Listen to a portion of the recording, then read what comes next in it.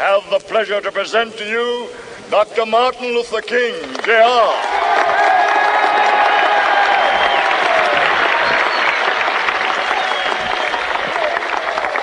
I am happy to join with you today in what will go down in history as the greatest demonstration for freedom in the history of our nation.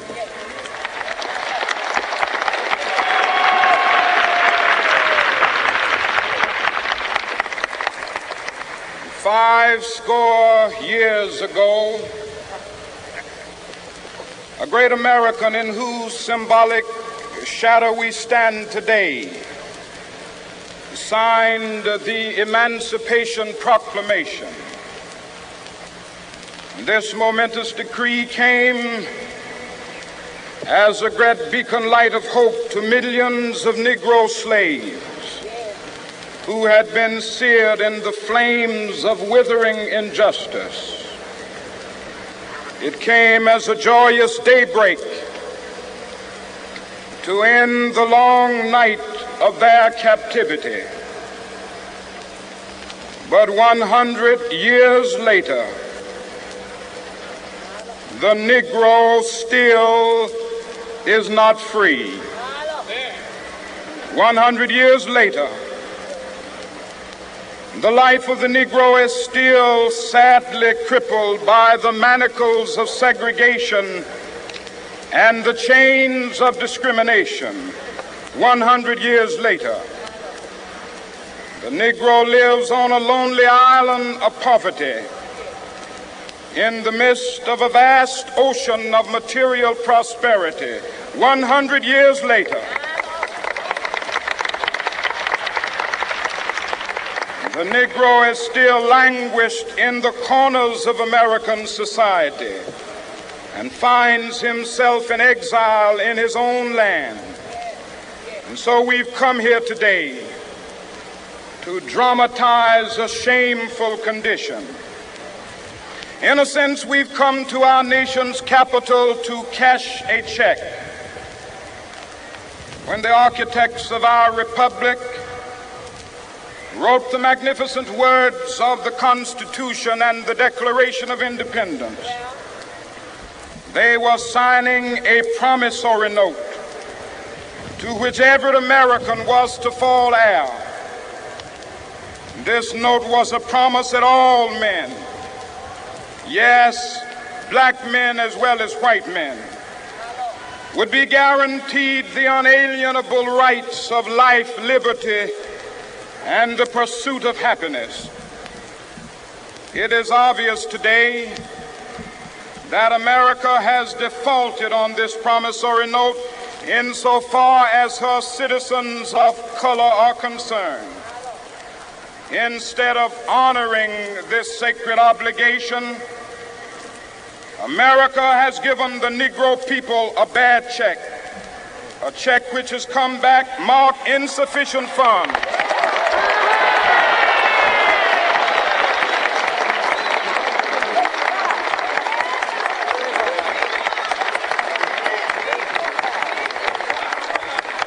But we refuse to believe that the Bank of Justice is bankrupt.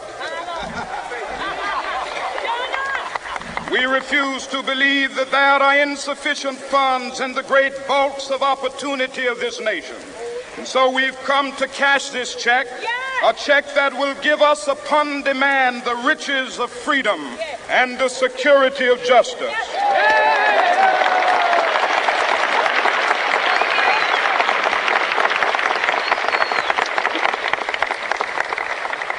We have also come to this hallowed spot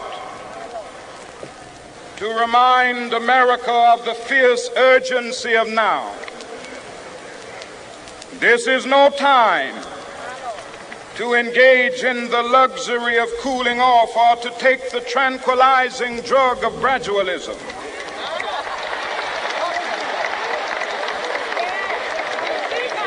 Now is the time to make real the promises of democracy. Now is the time to rise from the dark and desolate valley of segregation to the sunlit path of racial justice. Now is the time to lift our nation from the quicksands of racial injustice to the solid rock of brotherhood. Now is the time to make justice a reality for all of God's children. It would be fatal for the nation to overlook the urgency of the moment. This sweltering summit of the Negro's legitimate discontent will not pass until that is an invigorating autumn of freedom and equality. 1963 is not an end, but a beginning. Those who hope that the Negro needed to blow off steam and will now be content will have a rude awakening if the nation returns to business as usual.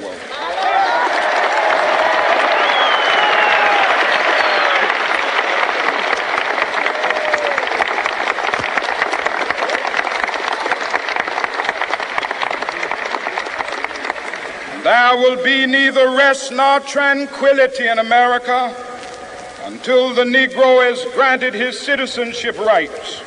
The whirlwinds of revolt will continue to shake the foundations of our nation until the bright day of justice emerges. But that is something that I must say to my people who stand on the warm threshold which leads into the palace of justice. In the process of gaining our rightful place, we must not be guilty of wrongful deeds. Let us not seek to satisfy our thirst for freedom by drinking from the cup of bitterness and hatred.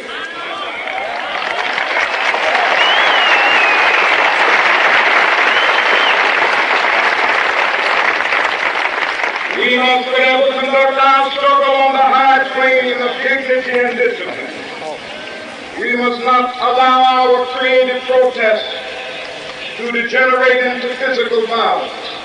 Again and again, we must rise to the majestic heights of meeting physical force with soul force. The marvelous new militancy which has engulfed the Negro community must not lead us to a distrust of all white people. For many of our white brothers, as evidenced by their presence here today, have come to realize that their destiny is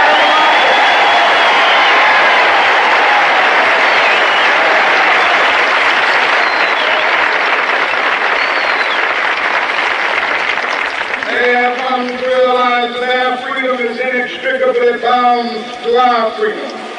We cannot walk alone. As we walk, we must make the pledge that we shall always march ahead. We cannot turn back.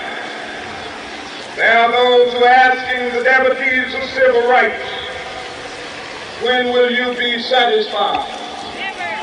We can never be satisfied as long as the Negro is the victim of the unspeakable horrors of police brutality. We can never be satisfied as long as our body is heavy with the fatigue of travel, cannot gain lodging in the motels of the highways and the hotels of the city.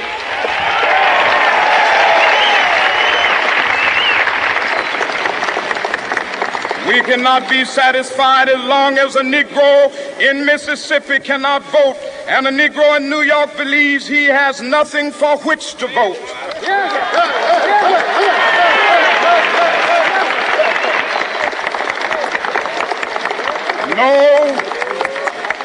No, we are not satisfied, and we will not be satisfied until justice rolls down like waters and righteousness like a mighty stream.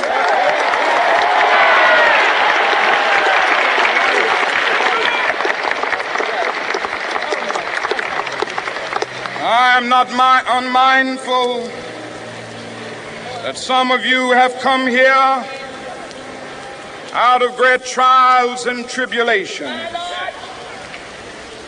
Some of you have come fresh from narrow jail cells. Some of you have come from areas where your quest for freedom left you battered by the storms of persecution and staggered by the winds of police brutality. You have been the veterans of creative suffering. Continue to work with the faith that unearned suffering is redemptive. Go back to Mississippi.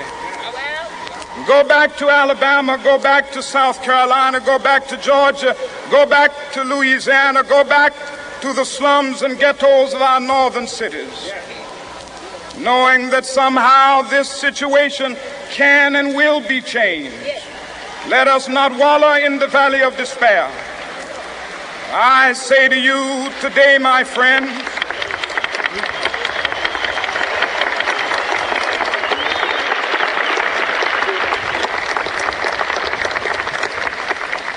so even though we face the difficulties of today and tomorrow, I still have a dream. It is a dream deeply rooted in the American dream. I have a dream that one day this nation will rise up and live out the true meaning of its creed.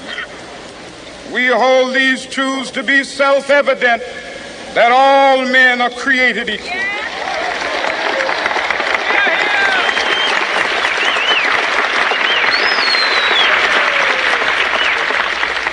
I have a dream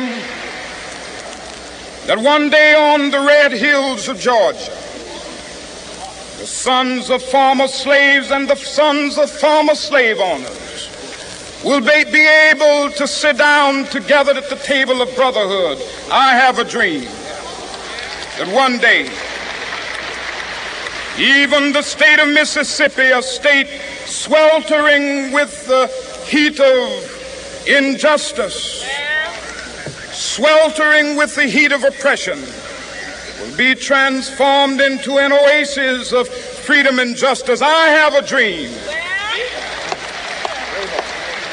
that my 4 little children will one day live in a nation where they will not be judged by the color of their skin, but by the content of their character. I have a dream today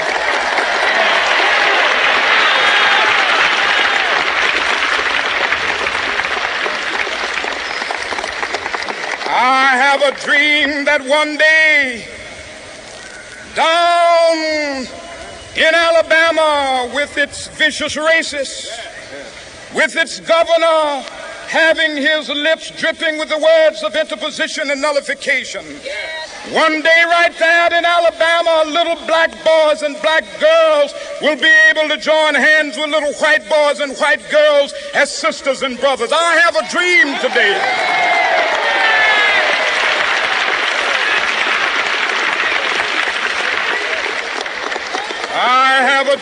that one day every valley shall be exalted, and every hill and mountain shall be made low. The rough places will be made plain, and the crooked places will be made straight. And the glory of the Lord shall be revealed, and all flesh shall see it together. This is our hope. This is the faith that I go back to the South with. With this faith, we will be able to hew out of the mountain of despair a stone of hope. With this faith, we will be able to transform the jangling discords of our nation into a beautiful symphony of brotherhood. With this faith, we will be able to work together, to pray together, to struggle together, to go to jail together, to stand up for freedom together, knowing that we will be free one day.